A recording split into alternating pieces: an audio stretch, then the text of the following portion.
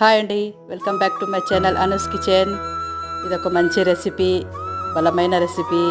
దిబ్బ రొట్టె తేనె పానకం బెస్ట్ కాంబినేషన్.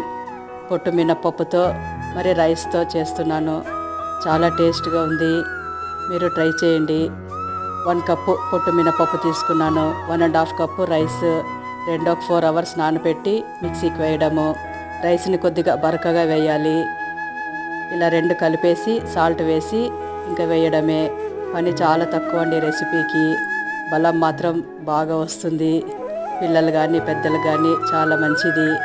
ఇలా మందపాటి పాత్ర తీసుకొని ఒక 3 స్పూన్స్ వేయాలి. కొద్దిగా మందంగా వెన్న వేసి చేయాలండి. ఇది తేనె పానకం.